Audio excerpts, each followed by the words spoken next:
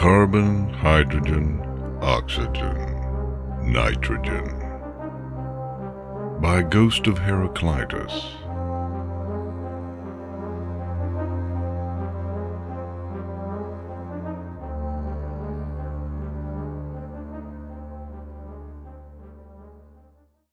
It was later.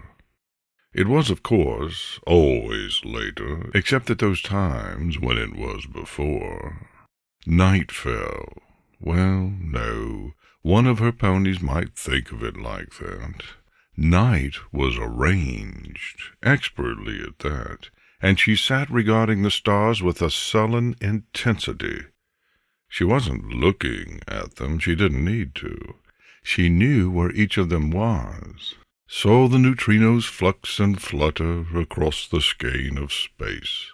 She saw the thin tracery of the odd gamma ray, burning in colors ponies entirely failed to have words for.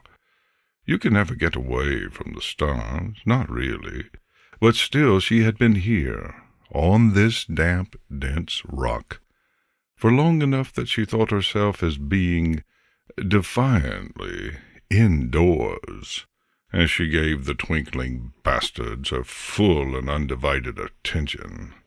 Hydrogen.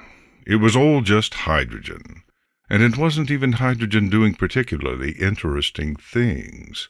It wasn't dense, and inexplicably metallic or cold, and passing through things you could swear were solid. It was just piling up, untidily. Eventually it caught on fire, of sorts, and then it just sat there, drifting across the main sequence lazily, until it exploded, or just went out, or tore open a hole in reality, as if that was any way to behave. She had seen it all before. Multiple star systems, dancing one around another, doomed waltzes between embraced Roche worlds, and lethal tangos with black holes. She had leaped and swooped in the blinding glow of accretion disks, and listened to the faint songs of quasars.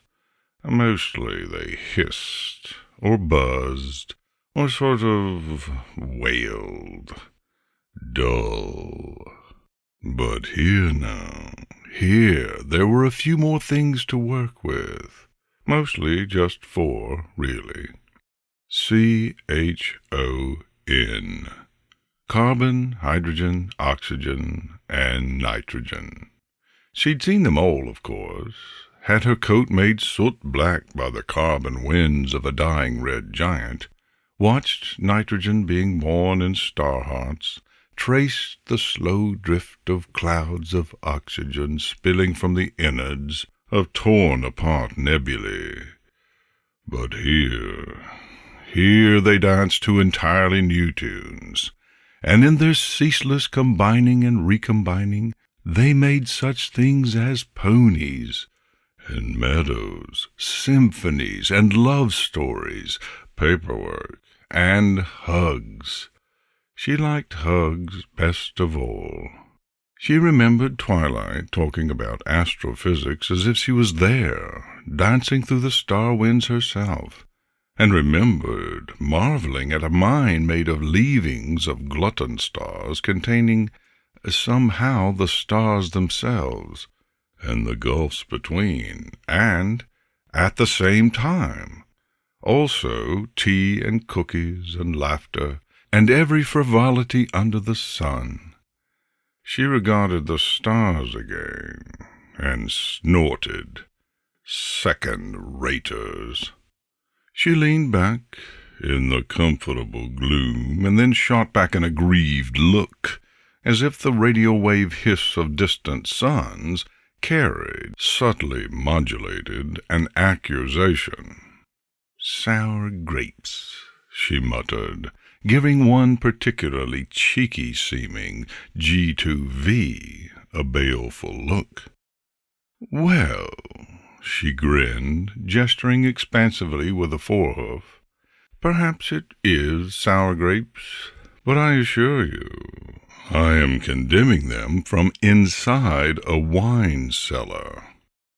Rhetorical victory against a distant foe thus assured, she leaned back again and poured herself a second glass, cheerfully toasting the shabby and faithless nature of metaphors.